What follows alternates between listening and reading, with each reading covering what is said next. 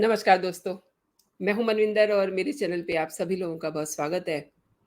आप तो जानते ही हैं कि दिल्ली के सिंहासन पर अगर बैठना है, तो सवारी उत्तर प्रदेश से होकर ही गुजरती है। लेकिन जो समीकरण दिखाई दे रहे हैं, उनसे लग रहा है कि यूपी चुनाव 2022 में साथ आए राष्ट्रीय लोकदल के सपा गठबंधन से बाहर हो जाएंगे। लेकिन ये तो देखिए कि अखिलेश यादव को कितना बड़ा झटका लगने वाला है। तो आज हम बात करते हैं कि उत्तर प्रदेश में यहाँ दल क्या कर रहे हैं, उनकी क्या स्ट्रैटेजी है, 80 सीटों पर जीतने के लिए वो कितनी मशक्कत कर रहे हैं। तो दोस्तों, उत्तर प्रदेश में लोकसभा चुनाव की तैयारियों का पुख्ता इंतज़ाम किया जा रहा है, हर पार्टी कर रही है ताकि वो जीत हासिल कर सके। एक तरफ बीजेपी महाजनसंपर्क के अभियान के ज़रिए ग्रास रूट के कार्यकर्ताओं को लोकसभा चुनाव के लिए तैयार रहने का संदेश दे रही है, तैयार कर रही है।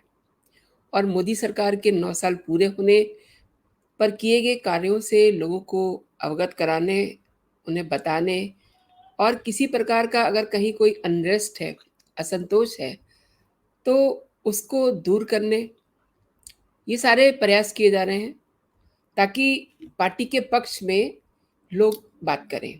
दूसरी तरफ विपक्षी दल ऐसे समीकरण की तलाश में है जिनसे केंद्र में 9 सालों से जमी बीजेपी की सरकार को सत्ता से कैसे बाहर निकाला जाए, इसके लिए सारी कोशिशें हो रही है। लेकिन समीकरण जो है ना, वो बहुत कुछ कह रहे हैं। इसके लिए समीकरण भी नए तरीके से तैयार करने की कोशिश की जा रही है। और देश के सबसे बड़े राज्य उत्तर प्रदेश में कांग्रेस ने भले ही अब तक चुनावी तैयारियां शुरू नहीं की हैं, क्योंकि उसका अभी नशा, कर्नाटक की जीत का जो नशा है वो उतरा नहीं है। लेकिन समीकरणों को साधने का प्रयास चल रहा है और जो इनपुट्स आ रहे हैं उसमें समाजवादी पार्टी अध्यक्ष की चिंता बढ़ सकती है।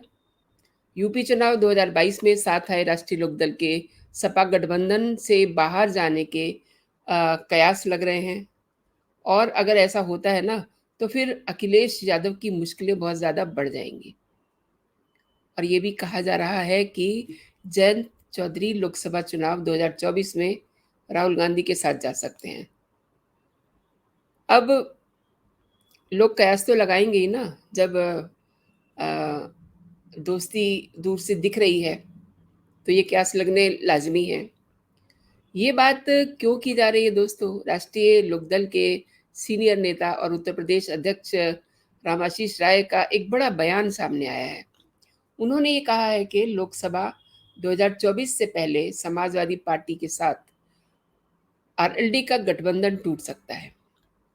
पार्टी अपनी अलग रणनीति में काम करती हुई दिखाई दे रही है, ये आप भी जान रहे हैं। और पिछले दिनों आपने देखा होगा कि कांग्रेस की सिद्धारमैया सरकार के शपथ ग्रहण समारोह में जयंत चौधरी शामिल हुए थे। इसके बाद भी आरएलडी और कांग्रेस की नज़दीकियों का मुद्दा गरमा रहा था। रामाशीष राय ने पिछले दिनों ये भी कहा था कि 2024 का लोकसभा चुनाव विशेष परिस्थितियों में होने वाला है। देश में अभी जिस प्रकार की परिस्थितियां हैं, जो सीन चल रहा है, उसमें कांग्रेस को किनारे रख करके परिवर्तन की बात नहीं कही जा सकती। दरअसल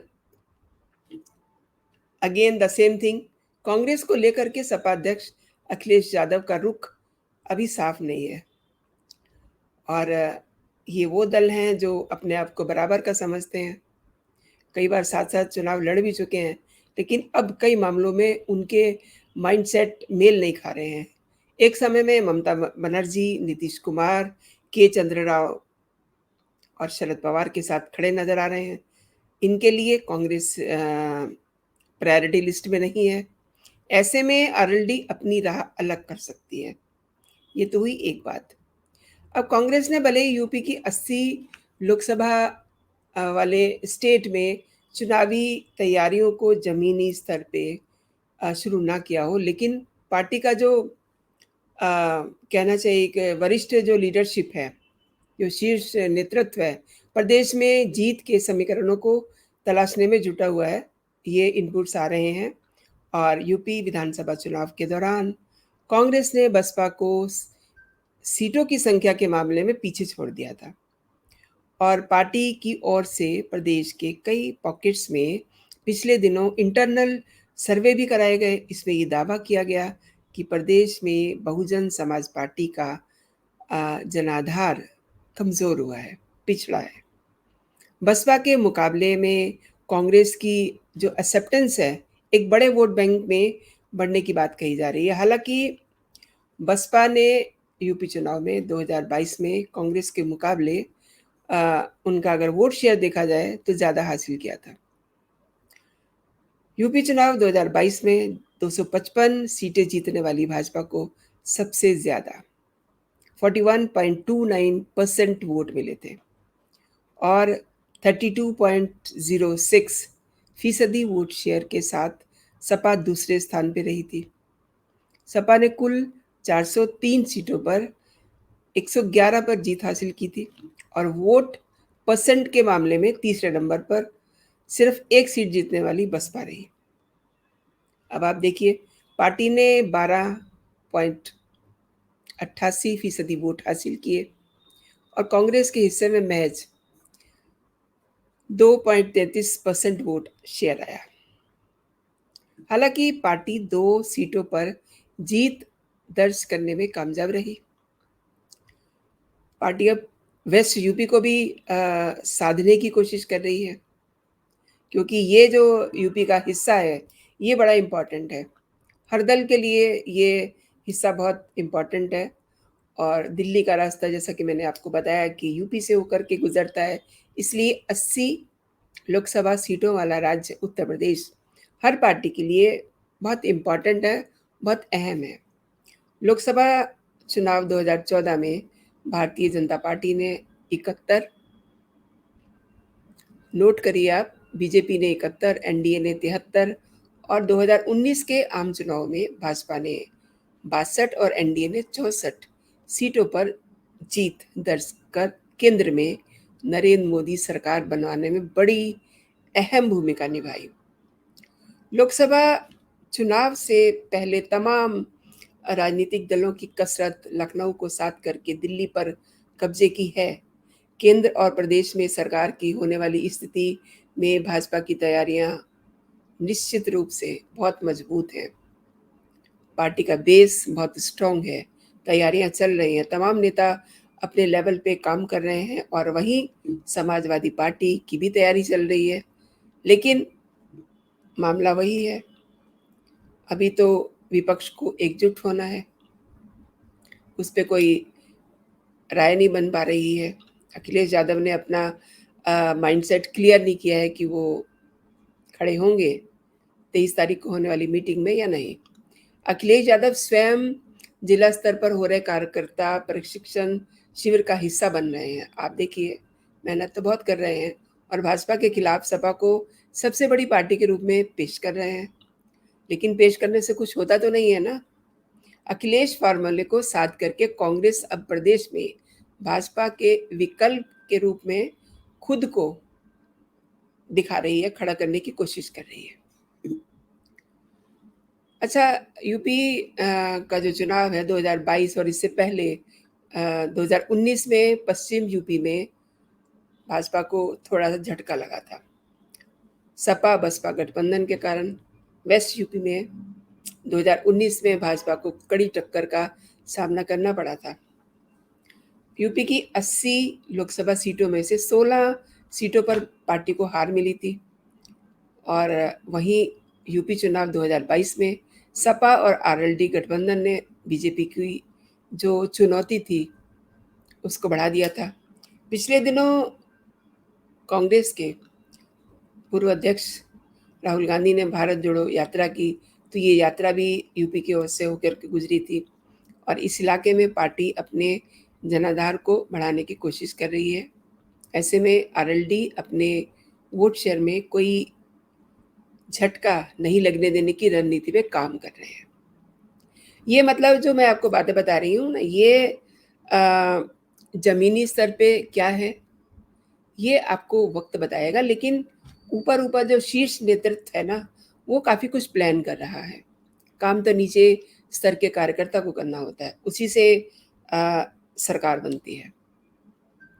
यूपी का निकाय चुनाव 2023 में जिस प्रकार से सपा और आरएलडी उम्मीदवार आमने-सामने आए और इस सिचुएशन में ज़मीन पर दोनों दलों के कार्यकर्ताओं के बीच जो एक रस्साकशी हुई और उसके बाद जो खाई बढ़ी, इस प्रकार की स्थिति में अगर जो महान दल और सपा की तरह आरएलडी भी सपा से अगर अलग हो गए, तो कोई हैरानी की बात नहीं है। क्योंकि ये एक ट्रायल था, हाल-फिलहाल में देखा निकाय चुनावों में, और सीन वही होता है। राष्ट्रीय लोकदल के सपा गठबंधन से अलग होने की स्थिति में सच में अखिलेश यादव को बहुत बड़ा झटका लग सकता है। अखिलेश यादव पश्चिमी यूपी में मुस्लिम यादव समीकरण के साथ जाट वोट बैंक को जोड़ करके लोकसभा चुनाव का एक विनिंग कॉम्बिनेशन तैयार करने की कोशिश कर रहे हैं। ऐसा वो मतलब शो कर रहे हैं। उनकी जो बैठकें हैं, उनके जो प्रोग्राम्स हैं, उनको देख के ऐसा लग रहा है। जनता का साथ होने के कारण अभी तक सपा वेस्ट यूपी पर अधिक फोकस करती नज़र नहीं आ रही है। लखीमपुर खीरी और सीतापुर के कार्यकर्ता शिविरों के ज़रिए पार्टी भाजपा के मजबूत गढ़ों को भेजने की कोशिश कर रही है, लेकिन आरएलडी का साथ छोड़ने की स्थिति में अखिलेश को उनकी तर्ज पे मजबूत साथी की ज़रूरत होगी। और सबसे बड़ी बात ये है कि सपा ने अपने कोटे से जयंत को राज्यसभा तक भेजा था। ये बात भूलने वाली नहीं है। और महान दल के गठबंधन छोड़ने के बाद जिस प्रकार से पार्टी अध्यक्ष केशव देव मौर्य ने गाड़ी वापस लिए जाने की चर्चा गरमा दी थी। केशव राव से आप जानते हैं ना, केशव देव मौर्य से गाड़ी वापस ले ली गई थी। काफ़ी चर्चा हुई थी, हालाँकि बाद में सब कुछ ठीक हो गया था। तो क्या मतलब आरएलडी का साथ छोड़ने की स्थिति में अखिलेश जयंत चौधरी से राज्यसभा की सदस्यता को वापस लेने की माँग नहीं कर सकते? सोचने की बात है ना। इन तमाम सवालों के बीच यूपी का जो सीन है ना, पॉलिटिकल जो पारा है इस समय, मौसम के हिसाब से काफ़ी हाई है, काफ़ी चढ़ा हुआ है। तो अभी तो ये स्टार्ट है। अभी तो ये देखना है कि कौन किसके साथ है। लेकिन अगर मैं पर्सनली देखूँ तो बीजेपी का एजेंडा जो है बिल्कुल क्लियर है। उसे ना किसी के साथ की ज़रूरत है, ना उसे अपने प्लेटफ़ॉर्म को पर किसी को खड़ा करना है। लेकिन ये जो दल हैं जिनकी मैंने बात की है आपसे, इनकी ना तो अभी स्ट्रैटेजी क्लियर है, ना इन्हें ये पता है कि इनको कल को किसके साथ खड़े होके चुनाव लड़ना है, क्योंकि बहुत साफ है कि अकेले ये लोग कुछ नहीं कर पाएँगे और इसका फ़ायदा भी बीजेपी को ही मिलने वाला है। तो दोस्तों, आज के लिए इतना ही। आपने पूरा वीडियो देखा, कैसा लगा आपको? ये मुझे ज़रूर बताइएगा मेरे कमेंट सेक्शन में। और एक और बात मैं कहना चाहूँगी कि जो दर्शक मुझसे पहली बार मिल रहे हैं, मेरे चैनल पे पहली बार आए हैं, वो मेरे चैनल को सब्सक्राइब कर लें, ताकि जो भी मेरा लेटेस्ट वीडियो हो आप तक सबसे पहले पहुँचे, मेरा हर कंटेंट आप तक सबसे पहले पहुँचे। और मेरी पर्सनली ये कोशिश भी होती है कि हर अपडेट आपसे मैं सबसे पहले साझा करूँ। तो दोस्तों, अपना ख़्याल रखिए, खुश रहिए, स्वस्थ रहिए, अपनों का ख़्याल रखिए। जय हिंद, जय भारत।